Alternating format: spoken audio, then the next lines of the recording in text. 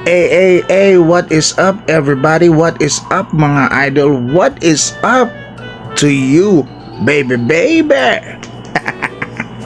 Welcome back to my YouTube channel, The Party Bard Show, TBBS. Ito mga idol, na-vlog ko yung pagpunta namin dito sa massage parlor dito na malapit sa amin bahay. Dito lang sa barangay namin. So, yung kapatid ko kasi nagpa-massage. So sabi niya, kuya magpa-foot spa ka or foot massage ka. So I decided na magpa-foot spa na rin ako, katulad ng nakikita nyo ngayon mga idol. So ganito pala ang pag-foot spa. My first time to do this pala, magpa-foot spa. Eto ang pinagagawa sa akin. Dito yan sa Belly Chan. Hindi namin sila sponsor, hindi ko sila sponsor, at lalong-lalong hindi sponsor yan ng kapatid ko. Pero dito lang yan sa Belly Chan sa Malisi, Ginto, Bulacan, at si ate yung nag-aasikaso sa atin. So mga idol, samahan nyo ako hanggang matapos tong foot spa ko, and after this magpapa-foot massage tayo. Pero hindi ko na nakuhanan ng video yon, yung pagpapa-foot massage natin. Ito lang foot spa.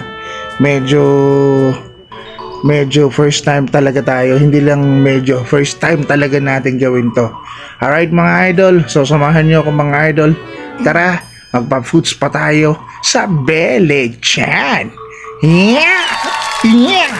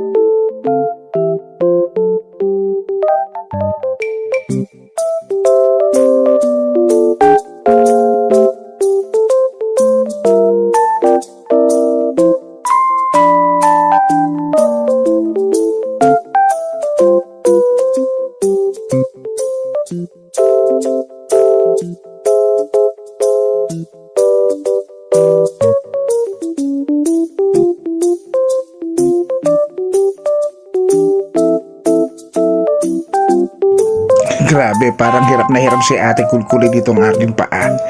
Sa kapal! Grabe, hindi mapaputi-paputi ni ate yung aking paa. Pero talagang pinagtsagaan ni ate yan, at talagang hindi niya hinayaan na hindi maging iba yung kulay niyan. O lumapit man lang sa puti yung kulay ng paa ko na yan. Ganun ka tsaga si ate para ulit-ulitin niya na gawin sa akin. Kahit na nakakaramdam na tayo rito ng hapdi dahil ka kikis-kis. Ayan, katulad niyan, kakikis-kis sa ating balat, lalong-lalo na dito sa pinaka harapan niya. Naku, grabe. Nung matapos, abay, natapos na. Abay, hintayin nga natin matapos. Ayan mga idol, nakikita nyo medyo pumuputi-puti na talaga itong ginagawa ni ate na to, kahit sobrang hapdi na nung pagkaskas ng pangkaskas niya na yan sa paa ko, tinitiis ko lang, mapaputi lang natin yung paa ko na yan ha mga idol. Pero masarap magpa foot spa, no? Talagang nililinis niya mabuti. Ayan, napakasipag ni ate na yan.